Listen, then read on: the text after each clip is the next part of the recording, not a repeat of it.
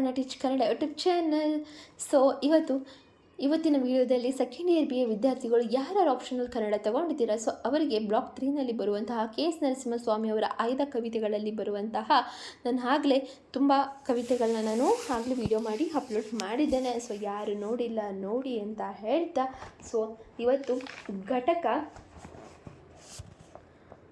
16ರಲ್ಲಿ ಬರುವಂತಹ ಕುಂಕುಮ ಭೂಮಿ ಆಗಲೇ ಆ ವಿಡಿಯೋನು ಹಿಂದಿನ ವಿಡಿಯೋ ಮಾಡಿದ್ದೀನಿ. ಸೊ ಇನ್ನು ನೋಡಿ ಅಂತ ಹೇಳ್ತೆ. ಇವತ್ತು ಚರಿತ್ರೆಯ ಪ್ರಶ್ನೆ ಪತ್ರಿಕೆ, ಸೊ ಇದರ ಸಾರಾಂಶವನ್ನು ನಾನು ಇವತ್ತು ನಿಮ್ಮ ಮುಂದೆ ತಿಳಿಸ್ತೇನೆ. ಹಾಗೆ ಪ್ರತಿಯೊಂದನ್ನು ಕೂಡ ನಮಗೆ ಅರ್ಥ ಮಾಡಿಸ್ಲಿಕ್ಕೆ ಟ್ರೈ ಮಾಡ್ತೇನೆ. ಸೊ ವಿಡಿಯೋ ಸ್ಕಿಪ್ ಮಾಡಿದೆ ಎಂಡ್ವರೆಗೂ ನೋಡಿ ಅಂತ ಹೇಳ್ತಾ ಲೆಟ್ಸ್ ಸ್ಟಾರ್ಟ್ ದ ವಿಡಿಯೋ. KSನ ಅವರು ಚರಿತ್ರೆಯ ಪ್ರಶ್ನೆ ಪತ್ರಿಕೆ ಕವನದಲ್ಲಿ ಇತಿಹಾಸದ ಹಿನ್ನೆಲೆಯ ಧಾರಿಸಿದ ವಿಷಯಗಳನ್ನು ಪ್ರತಿಮೆ ಉಪಮೆ ರೂಪಕಗಳ ಮೂಲಕ ಪರಿಣಾಮಕಾರಿಯಾಗಿ ಚಿತ್ರಿಸಿದ್ದಾರೆ. ಚರಿತ್ರೆ ಎಂಬ ಪದವೇ ಸಂಕೀರ್ಣವಾದದ್ದು. ಇದು ಒಂದು ಊರು, ಜಿಲ್ಲೆ, ರಾಜ್ಯ, ರಾಷ್ಟ್ರಕ್ಕೆ ಸೀಮಿತವಾದದ್ದಲ್ಲ, ವಿಶ್ವವ್ಯಾಪಕವಾದುದು. ಒಂದೊಂದು ದೇಶದಲ್ಲಿ ಅದರದೇ ಆದ ಗತಕಾಲದ ಚರಿತ್ರೆ ಇದೆ. ಅನೇಕ ಇತಿಹಾಸ ತಜ್ಞರು ಸಂಶೋಧನೆಗಳನ್ನು ನಡೆಸಿ ಆಧಾರ ಸಹಿತ ಆ ಚರಿತ್ರೆಯ ವಿಷಯಗಳನ್ನು ಗುರುತಿಸಿದ್ದಾರೆ. ಅನೇಕ ರಾಜ ಮಹಾರಾಜರ ಆಡಳಿತದ ವೈಖರಿ ವಿವಿಧ ಯೋಜನೆಗಳನ್ನು ಜಾರಿಗೆ ತಂದಿರುವುದು ಆ ಪ್ರಾಂತದ ರಾಜಕೀಯ, ಆರ್ಥಿಕತೆ, ಸಾಮಾಜಿಕತೆ, ಸಾಂಸ್ಕೃತಿಕ ಸ್ಥಿತ್ಯಾಂತರಗಳನ್ನು ವಿವರಗಳು ದೊರೆಯುತ್ತದೆ. ಶಾಸನಗಳು, ತಾಮ್ರಪತ್ರಗಳು, ಆಡಳಿತ ಶಬ್ದಗಳು, ನಿರೂಪಕಗಳನ್ನು, ಅವರು ಕಾಲದಲ್ಲಿ ರಚಿತವಾದ ಗ್ರಂಥಗಳು, ಇವುಗಳೆಲ್ಲದರ ಮೂಲಕ ಚರಿತ್ರೆಗೆ ಸಂಬಂಧಿಸಿದ ವಿಷಯಗಳು ದೊರೆಯುತ್ತದೆ.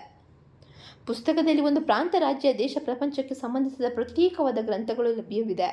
ಇವೆಲ್ಲ ಆಯಾಯ ವಿಷಯಕ್ಕೆ ಸಂಬಂಧಿಸಿದಂತೆ ಸಮಗ್ರವಾದ ಮಾಹಿತಿಯನ್ನು ಒಳಗೊಂಡಿರುತ್ತದೆ. ಇವೆಲ್ಲವನ್ನು ಅಧ್ಯಯನ ಮಾಡಬೇಕಾದರೆ ಸಮಯ, ಆಸಕ್ತಿ, ಜ್ಞಾನ ಪ್ರಮುಖವಾಗಿ ಬೇಕಾಗುತ್ತದೆ ಅಲ್ವೇ? ಹೀಗಿರುವಾಗ ಚರಿತ್ರೆಯ ಹಿನ್ನೆಲೆಯಲ್ಲಿ ದೊಡ್ಡ ಭಂಡಾರವೇ ತುಂಬಿರುವಾಗ ಸಿದ್ಧವಾಗದೇ ಇರುವ ವಿದ್ಯಾರ್ಥಿಯೊಬ್ಬ ಪರೀಕ್ಷಾ ಭವನದಲ್ಲಿ ಕುಳಿತು ಪ್ರಶ್ನೆ ಪತ್ರಿಕೆ ಉತ್ತರಿಸುವುದಕ್ಕೆ ಹೇಗೆ ಸಾಧ್ಯವಾದೀತು ಎಂಬ ಪ್ರಶ್ನೆ ಕವಿಯದಾಗಿದೆ. ಈ ಹಿನ್ನೆಲೆಯಲ್ಲಿ ಕವಿ ಚರಿತ್ರೆಯಲ್ಲಿರುವ ವಿಷಯವನ್ನು ಕುರಿತು ತಮ್ಮ ಅಭಿಪ್ರಾಯವನ್ನು ನಮಗಿಲ್ಲಿ ವ್ಯಕ್ತಪಡಿಸ್ತಾ ಹೋಗುತ್ತಾರೆ. ಸೊ ಚರಿತ್ರೆ ಓದದ ಹುಡುಗ ಪರೀಕ್ಷಾ ಭವನದಲ್ಲಿ ಪ್ರಶ್ನೆ ಪತ್ರಿಕೆಯನ್ನು ಹಿಡಿದು ನೋಡಿದ್ದಾನೆ. ಬೆನ್ನ ಹಿಂದೆ ಅಪಾದ ಮಸ್ತಕ ಚರಿತ್ರೆಯ ಪುಸ್ತಕ, ಪುಟಕ್ಕೊಬ್ಬ ಚಕ್ರವರ್ತಿ, ಸಂಪುಟಕ್ಕೊಂದು ಶತಮಾನ. ಆಧಾರವಿದ್ದರೂ ಅಪಸ್ವರವಿಲ್ಲದಿಲ್ಲ, ಏಕಮತವಿಲ್ಲ ವಿದ್ವಾಂಸರಲ್ಲಿ. ಪರೀಕ್ಷಾ ಮಂದಿರದಲ್ಲಿ ಕುಳಿತ ವಿದ್ಯಾರ್ಥಿಗೆ ತಾನು ಓದದೇ ಇರುವ ವಿಷಯಗಳನ್ನು ಕುರಿತು ಪ್ರಶ್ನೆ ಕೇಳಿದರೆ ಹೇಗೆ ತಬ್ಬಿಬ್ಬಾಗುತ್ತದೆಯೋ ಅದೇ ರೀತಿಯಲ್ಲಿ ನಮಗೂ ಆಗುತ್ತದೆ ಎಂಬುದು ಕವಿಯ ಸಂದೇಶ. ಬೆನ್ನ ಹಿಂದೆ ಅಪಾದ ಮಸ್ತಕ ಚರಿತ್ರೆಯ ಪುಸ್ತಕ, ಈ ಮಾತಿನ ಹಿನ್ನೆಲೆಯಲ್ಲಿ ನಮಗೆ ಕಂಡದ್ದು ಎಷ್ಟು ಕಾಣದಿರುವುದು ಇನ್ನೆಷ್ಟೋ ಇರುತ್ತೆ. ನಮ್ಮ ಊಹೆಗೂ ಮೀರಿದ ಅರಗಿಸಿಕೊಳ್ಳಲು ಸಾಧ್ಯವಾಗದಷ್ಟು ವಿಚಾರಗಳು ನಮಗೆ ಚರಿತ್ರೆಯಲ್ಲಿದೆ ಅಲ್ವಾ? ನಮ್ಮ ಬೆನ್ನು ನಮಗೆ ಹೇಗೆ ಕಾಣುವುದಿಲ್ವೋ ಹಾಗೆ ಗತಕಾಲದ ಚರಿತ್ರೆ ನಮಗೆ ಕಾಣಿಸುವುದಿಲ್ಲ. ಆದರೆ ಇತಿಹಾಸ ತಜ್ಞರು ಸಂಶೋಧನೆಯನ್ನು ಮಾಡಿ ದೊರೆತ ಆಧಾರಗಳ ಮೂಲಕ ಬೇಕಾದಷ್ಟು ಚರಿತ್ರೆಯ ಪುಸ್ತಕಗಳನ್ನು ಬರೆದಿದ್ದಾರೆ. ಈ ಪುಸ್ತಕದ ಪ್ರತಿಯೊಂದು ಪುಟದಲ್ಲೂ ರಾಜ ಮಹಾರಾಜರ ಕಥೆಯ ವರ್ಣನೆ, ಮಧ್ಯ ಮಾಡಲಾದ ವ್ಯತ್ಯಾಸಗಳು ಕಂಡು ಬರುತ್ತದೆ. ಶತಮಾನಗಳಿಂದ ನಡೆದು ಬಂದ ಇತಿಹಾಸದ ದಾರಿ ಗೋಚರಿಸುತ್ತದೆ. ಪಂಕ್ತಿಗಳ ಬದಲಿಸಿದ ಕಳ್ಳ ಬೆರಳು ಎಂಬ ಮಾತಿನಲ್ಲಿ ಶಾಸನಗಳಲ್ಲಿ ಬರೆದಿರುವ ಕೆಲವು ಸಾಲುಗಳು ಅಕ್ಷರಗಳ ಮಾಸಿ ಹೋಗಿ ಅಸ್ಪಷ್ಟವಾಗಿದ್ದಾಗ ಅದರ ಬಗ್ಗೆ ಸಂಶೋಧನೆ ಮಾಡಿರುವ ವಿದ್ವಾಂಸರು ಅದಕ್ಕೆ ಹೊಂದಿಕೆಯಾಗುವಂತಹ ವಿಷಯಗಳನ್ನು, ಪದಗಳನ್ನು ಸೇರಿಸುವುದಕ್ಕೆ ಕವಿ ಸೂಕ್ಷ್ಮವಾಗಿ ಕಳ್ಳ ಬೆರಳು ಎಂದು ಸೂಚಿಸುತ್ತಾರೆ. ಅಂದರೆ ಹೊಸದಾಗಿ ಸೇರಿಸುವುದನ್ನು ನಾವು ನೇರವಾಗಿ ನೋಡದೆ ನೈಜ ಘಟನೆಗಳನ್ನು ತಿಳಿಸುವುದು ಎಂಬ ಕಷ್ಟವಾಗುತ್ತದೆ. ಆ ಕಾಲದ ಶಾಸನದ ಭಾಷೆ ಹಳಗನ್ನಡಕ್ಕೂ ಹಳೆಯದರಿಂದ ಪ್ರಸ್ತುತ ಹೊಸಗನ್ನಡ ಭಾಷೆಗೆ ತರುವಾಗಲೂ ವ್ಯತ್ಯಾಸವಾಗಿರಬಹುದು. ಶಾಸನವನ್ನು ಬರೆಸುವವನು ರಾಜನೇ ಆದ್ದರಿಂದ ಆತನ ಪ್ರಶಂಸೆಯ ವಿಷಯವೂ ಆಗಿರಬಹುದು. ಉಗ್ರಾಣದೊಳಗಿತ್ತು ಹಳೆಯ ಕಂಚಿನ ಬೊಂಬೆ ಈ ವಾಕ್ಯದಲ್ಲಿ ಹಳೆಯ ಕಾಲದ ವಸ್ತುವಿಗೆ ಸಂಕೇತವಾಗಿದೆ. ಇಲ್ಲಿ ಬೊಂಬೆ ಎನ್ನುವುದು ಜೀವನವಿಲ್ಲದ್ದು, ತಿಕ್ಕಿ ತೊಳೆದಂತೆಲ್ಲ ಕಣ್ಣು ಹೋಗಿ ಗಾರೆ ಗಜ್ಜುವುದಾದ ನುಣುಪು ನೋಟ. ತಿಕ್ಕಿ ತೊಳೆಯುವುದು ಎಂದರೆ ಎಲ್ಲಿ ಕ್ರಿಯೆ ಇದೆ. ಕಂಚಿನ ಬೊಂಬೆಯನ್ನು ಉಜ್ಜಿ ತೊಳೆದಂತೆ ಸವೆಯುತ್ತಾ ಹೋಗುತ್ತದೆ. ಹೊಸ ಉಳುಪನ್ನು ನೀಡುವಂತೆ ಹೊಸ ವಿಷಯಗಳನ್ನು ವಿವಿಧ ವಿದ್ವಾಂಸರು ತಮ್ಮ ಸಂಶೋಧನೆಯಿಂದ ವ್ಯಕ್ತಪಡಿಸ್ತಾರೆ. ಅವು ಸುಳ್ಳಿನ ದಾಖಲೆಯೂ ಆಗಿರಬಹುದು. ಇದನ್ನು ಶ್ರೀನಿವಾಸರಾಜು ಅವರು ಕಣ್ಣು ಹೋಗಿ ಗಾರೆ ಗೊಜ್ಜುಗವಾದ ಪ್ರತಿಮೆ ಕೇವಲ ಕುರುಡು ಲೋಹದ ವಸ್ತುವಾಗುತ್ತದೆ. ಇಲ್ಲಿ ನುಣುಪು ಎನ್ನುವ ಪದ ನಂಬಿಕೆ, ಮೋಸ ಎಂದಾಗಿ ಚರಿತ್ರೆಕಾರರು ಮಾಡಿದ ಬದುಕಿನ ತಳುಕಿನ ವಂಚನೆಯನ್ನು ತಿಳಿಸುತ್ತದೆ ಎಂದು ವ್ಯಕ್ತಪಡಿಸಿದ್ದಾರೆ.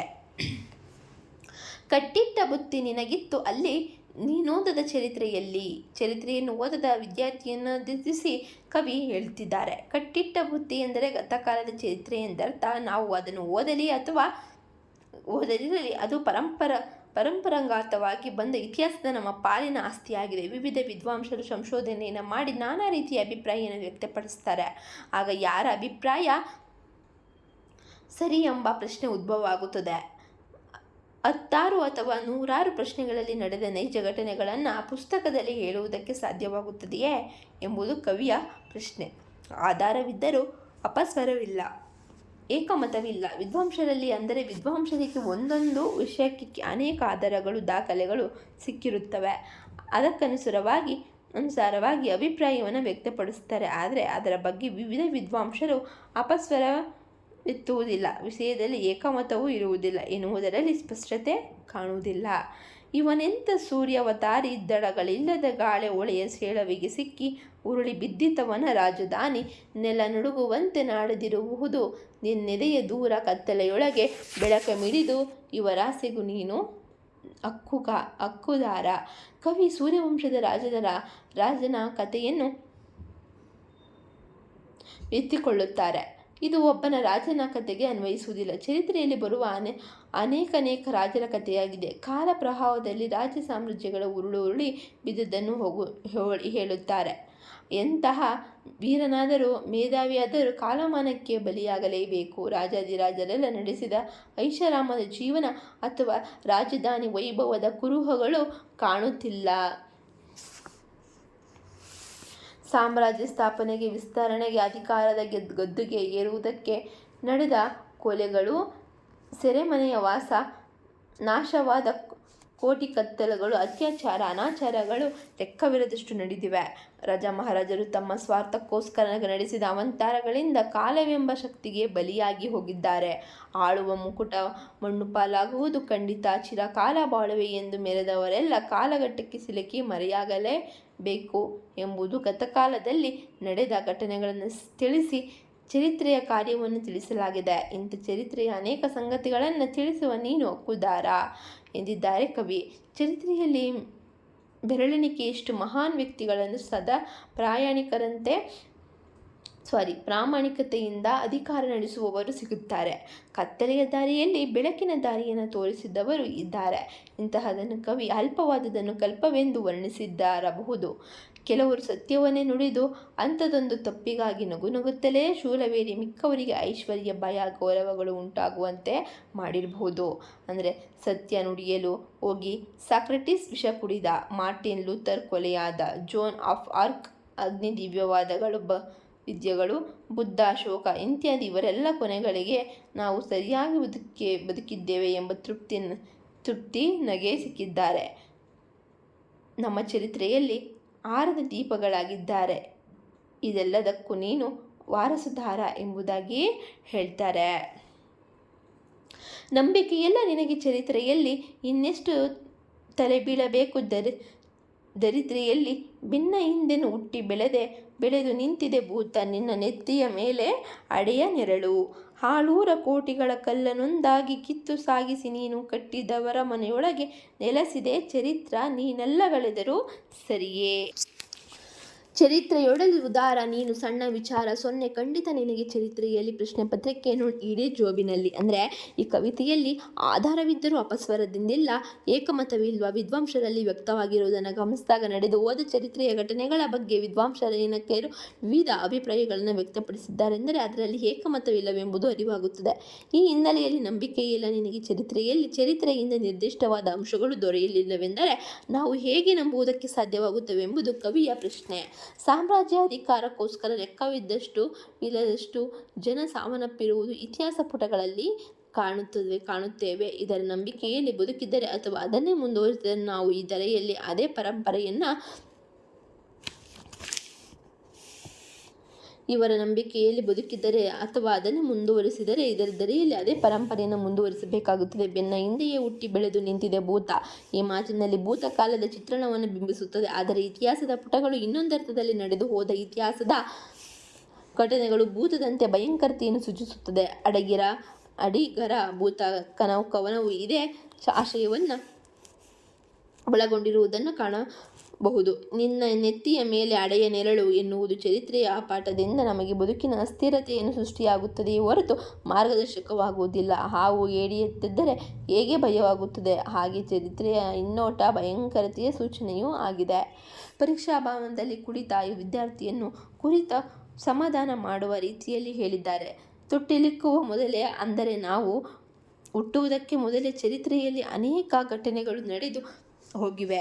ಯುರೋಪ್ ದೇಶದಲ್ಲಿ ನಡೆದ ಸಾಮ್ರಾಜ್ಯದ ದುರ್ಘಟನೆಗಳಿರಬಹುದು, ತುಘಲಕ್ ದೆಹಲಿಯಿಂದ ದೇವಗಿರಿಗೆ ರಾಜಧಾನಿ ಬದಲಾವಣೆಯ ಸಂದರ್ಭದಲ್ಲಾದ ಸಾವು ನೋವುಗಳಿರಬಹುದು, ಜಗ್ನಿ ಮಹಮ್ಮದ್ನ ದಂಡಯಾತ್ರೆಯಿಂದಾದ ಸಾಂಸ್ಕೃತಿಕ ಖಗೋಲಿಯಾಗಿರಬಹುದು, ಚೀನಾ ಮತ್ತು ಟಿಬೆಟ್ನ ನಡುವೆ ನಡೆದ ದಾಳಿಯಲ್ಲಿ ಟಿಬೆಟಿಯನ್ನರ ಅವರ ಹಿಂಸೆಯನ್ನು ತಾಳಲಾರದೆ ಪ್ರಪಂಚದಾದ್ಯಂತ ಓಡಿ ಹೋದ ಪ್ರಸಂಗ ನಮ್ಮ ಕಣ್ಮುಂದೆ ನಿಂತಿದೆ. ಹೀಗೆ ಸಾವಿರಾರು ದುರ್ಘಟನೆಗಳು ಸಾಮಾಜಿಕವಾಗಿ, ಧಾರ್ಮಿಕವಾಗಿ, ಸಾಂಸ್ಕೃತಿಕವಾಗಿ ನಡೆದು ಹೋಗಿದೆ. ಇಂತಹ ಕೃತ್ಯಗಳು ಯಾರಿಗೂ ಇಷ್ಟವಾಗುವುದಿಲ್ಲ. ಪುಸ್ತಕದಲ್ಲಿ ನಡೆಸುತ್ತಿರುವ ಬದುಕು ಇದೆ. ಮೊದಲ ಕಾಲಘಟ್ಟದಲ್ಲಿ ಸಿಲುಕಿ ಎಷ್ಟೋ ಬದುಕುಗಳು ಚರಿತ್ರೆಯಲ್ಲಿ ಸೇರಿ ಹೋಗಿವೆ. ನೀನೆಲ್ಲ ಈ ಜಗದ ಕಪ್ಪು ಹಲಗೆಯ ಮೇಲೆ ಬರೆದ ಮೊದಲಕ್ಷರದ ಮೊದಲ ಹಾಡು. ಕಾಲಮಾನವೆಂಬ ಅಮೂರ್ತತೆಯನ್ನು ಕಪ್ಪು ಹಲಗೆ ಎಂದು ಸೂಚಿಸಬರಬಹುದು. ಕಪ್ಪು ಕತ್ತಲೆಗೆ ಸಂಕೇತವಾಗಿರಬಹುದು.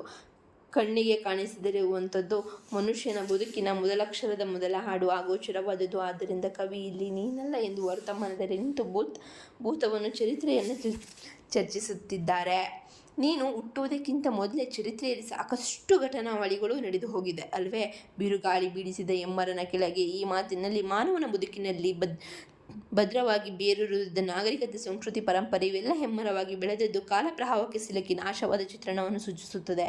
ಹಸಿರು ನೆತ್ತಲ ಗರಿಕೆ ಬಯಲು ತುಂಬ ವಾಕ್ಯದಲ್ಲಿ ಕಾಲಪ್ರವಾಹದ ಹೊಡೆತಕ್ಕೆ ಸಿಲುಕಿ ನಾಗರಿಕತೆ, ಸಂಸ್ಕೃತಿ, ಪರಂಪರೆ ನಾಶವಾಗಿದ್ದರೂ ಮತ್ತೆ ಮತ್ತೆ ಗರಿಕೆಯಂತೆ ಚಿಗುರೊಡೆಯುತ್ತಾ ಬಂದಿದೆ.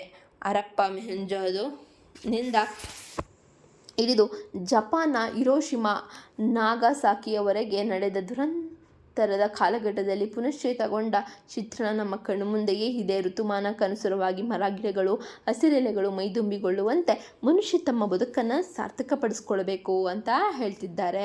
ಹಾಗೆ ಸಾರ್ಥಕಪಡಿಸ್ಕೊಂಡು ಮುಂದೆ ಇನ್ನೂ ಲೈಫಲ್ಲಿ ಇನ್ನೂ ಚೆನ್ನಾಗಿರಬೇಕು.